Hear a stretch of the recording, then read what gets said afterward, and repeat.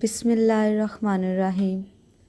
اسلام اصل دین کے پیارے سے دوستو، السلام علیکم۔ دوستو، آپ سے درخواست ہے کہ اگر آپ ہمارے چینل اسلام اصل دین کی ویڈیو پہلی بار دیکھ رہے ہیں اور ابھی تک آپ نے ہمارا چینل سبسکرائب نہیں کیا تو ابھی ہمارا چینل سبسکرائب کریں اور ساتھ ہی لگے بیل کے بٹن کو بھی پریس کریں تاکہ آپ کو مستقبل میں ہماری اپلوڈ ہونے والی مزید ویڈیوز کا نوٹیفیکیشن ملتا رہے۔ ویڈیو کو لائک اور شیئر کرنا مت بھولیے گا۔ کمنٹ باکس میں اپنی رائے کا اظہار ضرور کیجیے گا۔ دوستو، اللہ تعالیٰ نے انسان کو جسم اور روح ان دو چیزوں کے مرکب سے پیدا فرمایا ہے۔ جسم کے بننے کا نظام اور ہے اور روح کے بننے کا نظام اور ہے۔ جسم کسی اور جگہ بنتا ہے اور روح کہیں اور سے آتی ہے۔ جسم زمین اور زمین کی غذاؤں کے مختلف مراحل پیش در پیش سے وقد خلقکم اطوارا، وہ مختلف شکلیں بدلتا بدلتا ایک روپ میں ڈھلتا ہے، اور روح ایک لطیف اللہ کا امر ہے جس کا علم انسان کو نہیں دیا گیا۔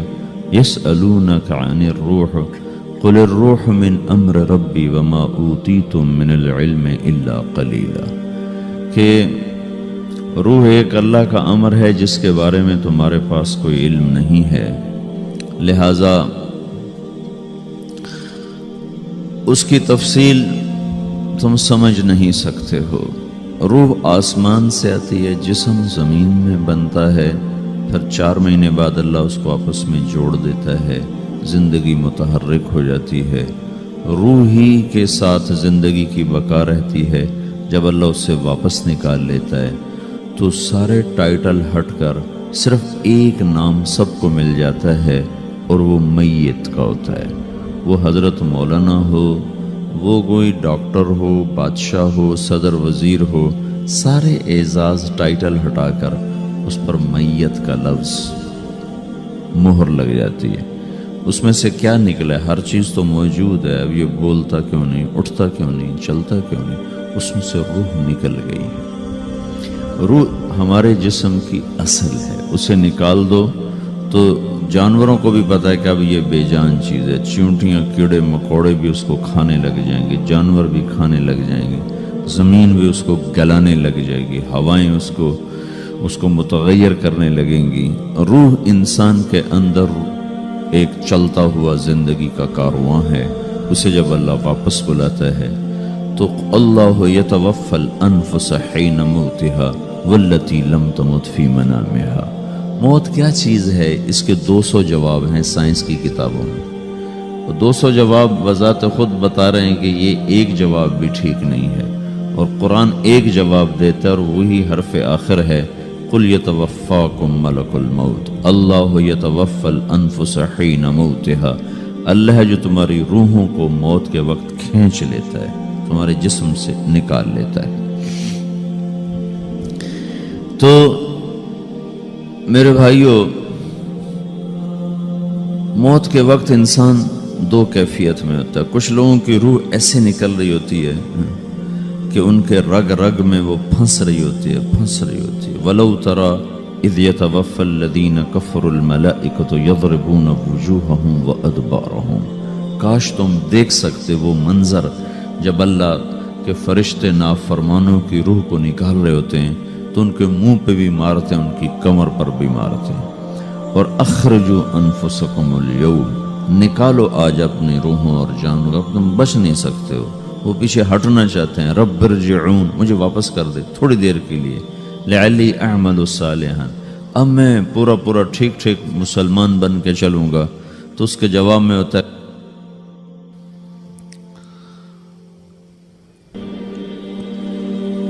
اور حدیث پاک میں آتا ہے کہ ملک الموت اترتا ہے، اس کے ساتھ 4 فرشتے ہوتے ہیں۔ وہ 4 فرشتے آتے اس کی پٹائی شروع کر دیتے ہیں۔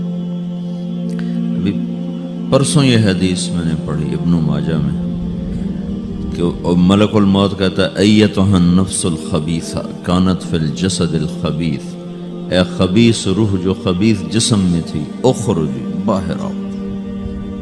اب وہ واپس تو ہو نہیں سکتا، اپنے آپ کو روک تو سکتا نہیں، تو وہ حیران پریشان خوف زدہ، تو اس کے جواب میں اس کو ملک الموت کہتا ابشری ابشری بحمیم وغساق وآخر من شکلہ ازواج، تیار ہو جا خوفناک عذاب کے لیے اور کھولتے پانیوں کے لیے، کانٹے دار جھاڑیوں کے لیے اور بے شمار عذاب کی شکلوں کے لیے۔ تو اس کی روح کو جب کھینچتے ہیں تو رگ رگ سے وہ کٹ کٹ کے نکلتی ہے، تو سارا وجود زیر و زبر ہوتا ہے، سکرات کا درد ساری دنیا کے دردوں پر حاوی ہے۔ جب اس کی روح نکلتی ہے اور اس کو لے کر آسمان پر چلتے ہیں تو دروازے پر پہنچتے ہیں تو اندر سے فرشتے پوچھتے ہیں کون ہے؟ کہتے ہیں فلاں فلاں کا بیٹا ہے۔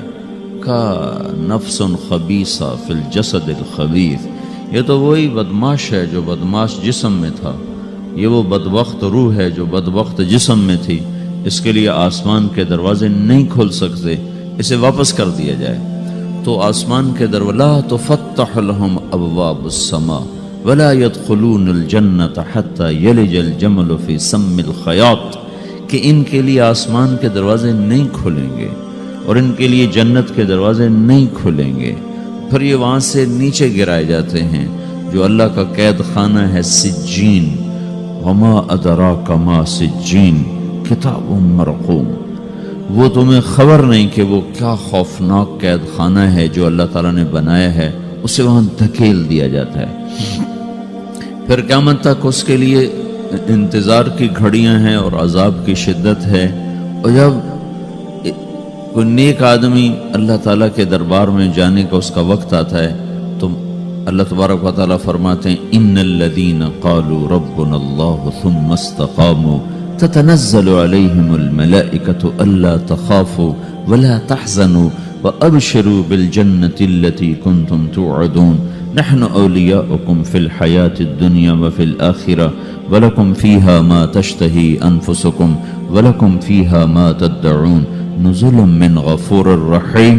جب کوئی نیک مرد عورت کے جانے کا وقت آتا ہے تو اس کے لیے بھی فرشتے آتے ہیں اور آ کر اس کو خوشخبری دیتے ہیں اور آ کر اس کو تسلی دیتے ہیں کہ آپ غم نہ کریں، پیچھے والے بھی آپ کو مل جائیں گے، آپ خوف نہ کریں، آگے ساری منزلیں آپ کے لیے آسان ہیں، آپ کے لیے جنت بھی تیار ہے، رب بھی مہربان ہے۔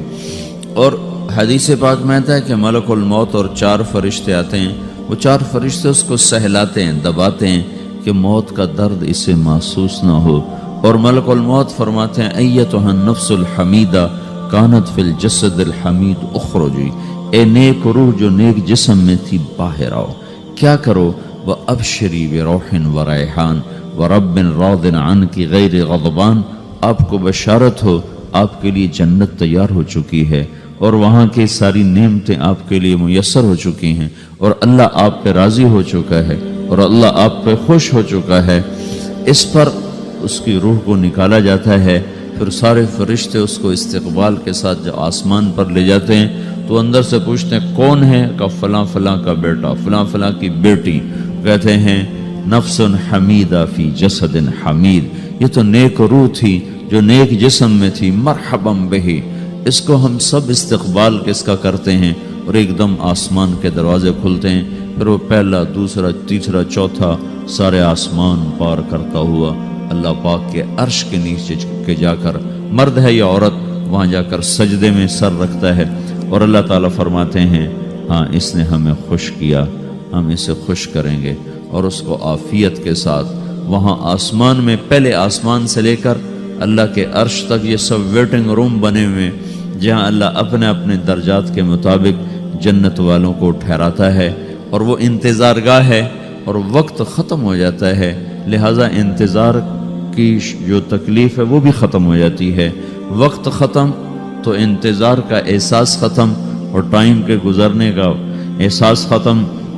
تو جیسے اصحاب کہف کو اللہ نے غار میں داخل کر کے تو غار کے اندر سے وقت کو نکال کے باہر پھینک دیا، باہر 300 سال گزرے، اندر آدھا ہی دن گزرا تھا۔ وہ جب اٹھے ہیں تو وہ 25 برس کا نوجوان 325 سال کا ہو کے نہیں اٹھا، وہ 25 سال کی عمر میں اٹھا ہے، نہ ناخن بڑا ہے، نہ مونچھیں بڑی ہیں، نہ ان کی داڑیاں لمبی ہوئی ہیں، جو کہ تو زندہ تھے، مر نہیں گئے۔